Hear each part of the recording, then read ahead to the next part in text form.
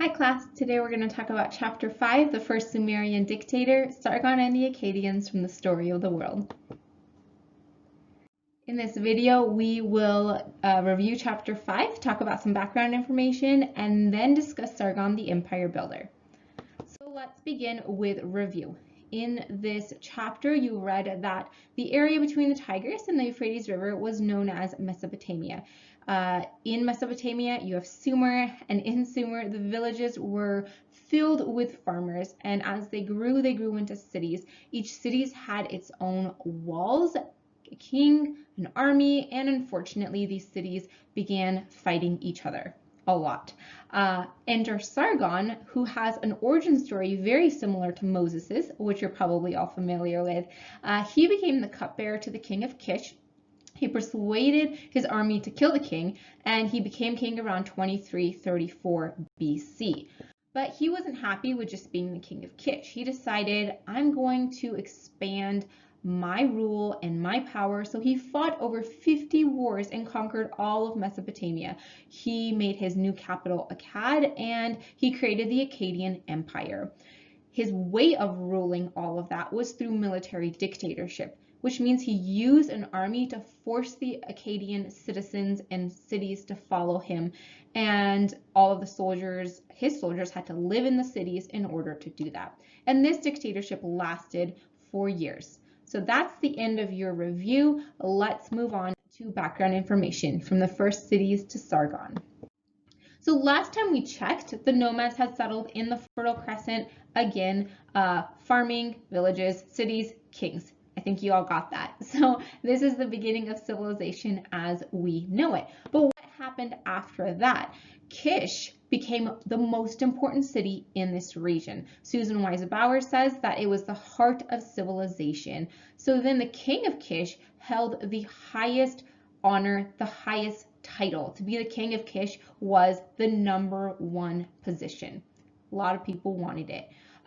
The king of Kish also claimed Nippur, which was a very important city because it was the sacred city. It's where every Sumerian king went to sacrifice to the gods, because some of the most important gods' temples were in this city. So that's Kish. Another phenomenon that took place during this time was something called streaming in. Streaming in was where big groups of country dwellers moved into the city. So this is different than what happened before, because before you had people settling and then they kind of grew into cities and they built walls and things like that. Now you have groups of people moving into that city around 3200 BC. And as you can imagine, this was not a peaceful transition. So this was all happening in Mesopotamia, and it grew. And it had about a dozen walled cities. Eridu, Uruk, Nippur, Adab, Lagash, Kish were some of the most famous ones. Estimated about 40,000 people lived in each of these cities, which is not a small number. Another thing that happened in this time is the creation of hierarchy. So hierarchy is when you have different social classes. Not everyone is equal. And so one of the first things that happened that created this hierarchy was that the city became more important than the country.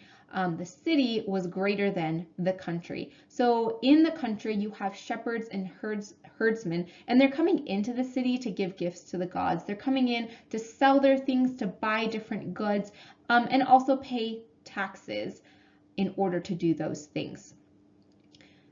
Before, when you had nomads kind of settling and building villages and cities, and then you had other people still living hunter-gatherer lifestyles, I don't think this was as big of a difference. But now the cities are more powerful. They have a lot more stuff. They are more desirable. And this created this hierarchy of the city people are better than the country people. On top of that, you have an aristocracy forming. An aristocracy is a class born to rule, and this occurred about 10 generations after the flood. So on the king list, you can see that you have different kings ruling, and then suddenly kings started claiming the right to rule based on birth and not power. So instead of saying, hey, I did all of this, I'm this smart or this powerful or whatever you have to do to become king, people started saying, hey, my dad is king, so I should be king too.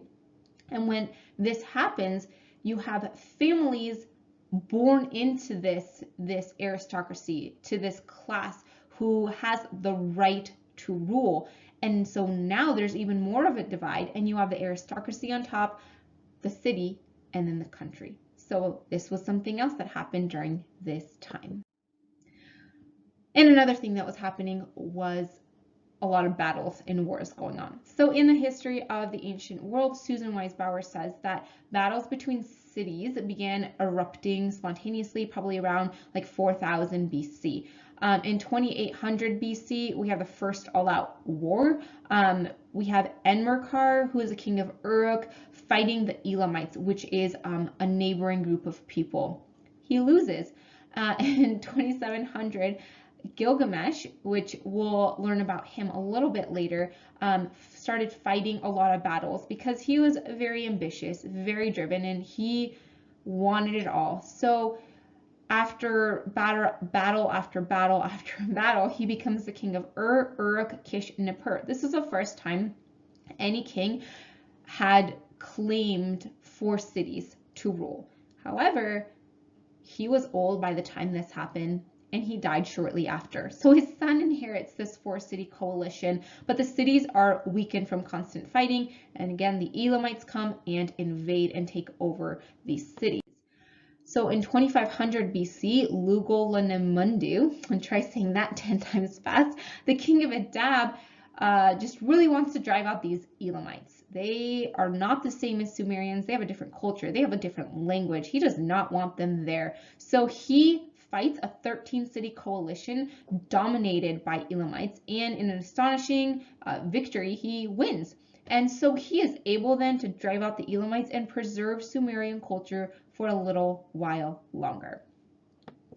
And this is where we get Sargon, the first military dictator. In your chapter, you read about Sargon's origin story, and I wanted to read you the translation from his inscription because I just think it's interesting. So it says, my mother, he writes this in first person, my mother was a changeling, my father I knew not. The brother of my father loved the hills. My home was in the highlands where the herbs grow. My mother conceived me in secret. She gave birth to me in concealment. She set me in a basket of rushes. She sealed the lid with tar. She cast me into the river, but it did not rise over me. The water carried me to Aki, the jar of water. He lifted me out as he dipped his jar into the river. He took me as his son. He raised me. He made me his gardener. So we don't really know where Sargon comes from. His father, his mother are very ambiguous figures. We don't really even know his race. Maybe he was possibly Semitic. Sargon means legitimate king, which obviously he named himself after the fact. So we don't really even know what his real name was to be able to trace where he came from. And this is a really smart move on his part because nobody can question his legitimacy or his background or where he came from. And he can just say, I have this epic background story where I survived and I have this right to rule in a sense. Anyway, Aki, a Semite, adopts him and he is then employed at the king's palace. And Aki raises Sargon to be the king's gardener, but Sargon is too ambitious to settle for that, and so he rises higher than position of gardener, and he becomes cupbearer to Urzababa, king of Kish. I just love these names.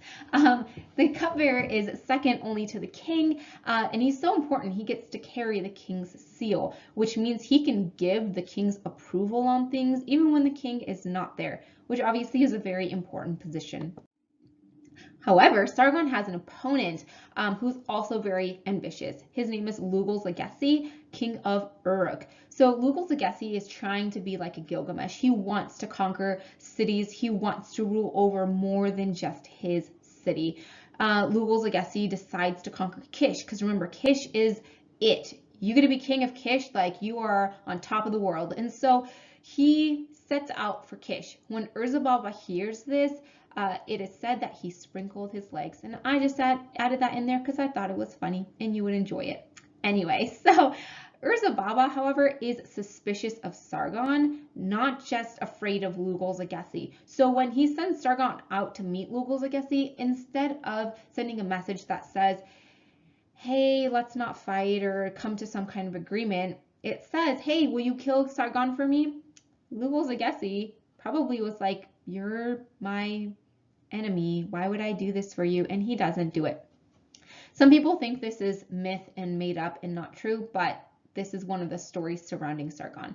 Anyway, Sargon gets to Kish, conquers it. Baba has to run away because Sargon is not there. He is nowhere to be found. He is not there to help the king of Kish because Sargon is in Uruk. He has gathered the king's army, gone to Uruk, which is Lugal-Zagessi's city, and he attacks it while Lugal-Zagessi is conquering Kish.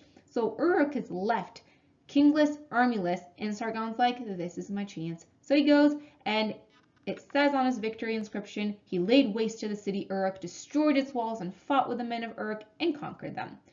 Lugal-Zagessi hears this and leaves Kish. So Sargon and Lugal-Zagessi meet on a field and they fight. Sargon wins. Sargon then captures him and takes him to Nippur as a captive. Then, like as your chapter says, he goes and he fights over 50 battles and he conquers Kish, Umma, southern Sumer, and lands and people groups even outside of Sumer. The History of the Ancient World, in History of the Ancient World, Susan Wise Bauer says that Sargon did what no Sumerian king had yet done successfully. He turned a loose coalition of cities into an empire. So here's a map of his empire. As you can see, here are the Tigris and Euphrates rivers, and his empire is obviously much larger and wider than that.